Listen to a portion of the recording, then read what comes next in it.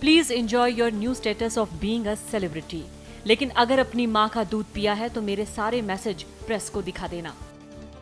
हरियाणा की राजनीति में धमकी भरे इस मैसेज ने भूचाल ला दिया है। आईएएस प्रदीप कासनी ने दावा किया है कि ये धमकी भरे एसएमएस हरियाणा के मुख्य सचिव एससी चौधरी ने उन्हें भेजे। यानी अब तक जो दावा आईएएस अशोक खेमका मुंह से किया करते थे, उस दावे को इस एसएमएस ने दुनिया के सामने सच्चाई बनाकर पेश किया है। ब्यूरोक्रेट्स जब दादागिरी करते हैं और करते रहते हैं, बदमाशी करते रहते हैं, वो छुप छुप के करते हैं। फाइल पे कुछ लिख दिया, किसी का रिकॉर्ड खराब कर दिया। कि ये तो इंडिया में परंपरा बन गई, बहुत सालों से ये चल रहा है। इम्पोर्टेंट पोस्ट जो हैं, इंस्टीट्यूशनल पोस्ट, वो सबने बाईबंदी पना से अपॉइंट किए जाते हैं। ये चीज है, शुक्र है एक और व्यक्ति बोला, हिम्मत की, उसने बोला। प्रॉब्लम ये सीरियस है क्योंकि ब्यूरोक्रेट्स रिटायर होना, कई ब्यूरोक्रेट्स रिटायर ही नहीं होना चाहते, क्योंकि उन्होंने अपनी रिटायरमेंट प्लान ही नहीं की। उनकी रिटायरमेंट है कि हमको रिटायर कभी होना ही नहीं। आईएएस प्रदीप कासनी की खुली बगावत से हरियाणा सरकार बैकफुट पर आ गई है। पूरा मामला आपको बताते हैं। दरअसल प्रदीप कासनी ने 2 सूचना आयुक्त और 3 आयुक्तों की नियुक्ति के बारे में दस्तावेज तैयार नहीं किए थे। बावजूद इसके सीएम भूपेंद्र सिंह हुड्डा ने राज्यपाल कप्तान सिंह सोलंकी के शपथ ग्रहण के दिन ही उन्हें शपथ दिला दी। नाराज आईएएस अधिकारी कासनी ने इन तीनों आयुक्तों की नियुक्ति का पत्र जारी नहीं किया। आरोप है कि इसके बाद से ही हरियाणा के मुख्य सचिव ने उन्हें निशाने पर ले लिया।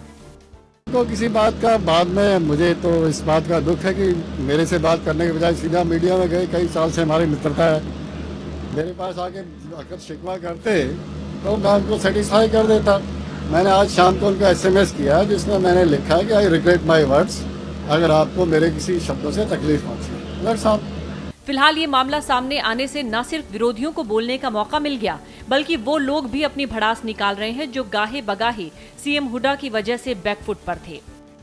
मीडिया में ऐसी चीज़ें नहीं आनी चाहिए, लेकिन ये ऑफिसर्स का है, उनका अपना एक अलग कोड होता है और राज्य सरकार इसको देखेगी और मुख्यमंत्री इस पर एक्शन लेंगे। ये उन्हीं के पर्व्यू में आता है और वो ही आपको बेहतर जवाब दे पाएंगे कि उनके राज्य में, उनकी सरकार में क्या हो रहा है। जो भी सरकार के भ्रष्टाचार, सरकार की तानाशाही और सरकार के क्षेत्रवाद और जातवाद की राजनीति के खिलाफ आवाज उठाता है, सरकार उसका दमन करने का प्रयास करती है।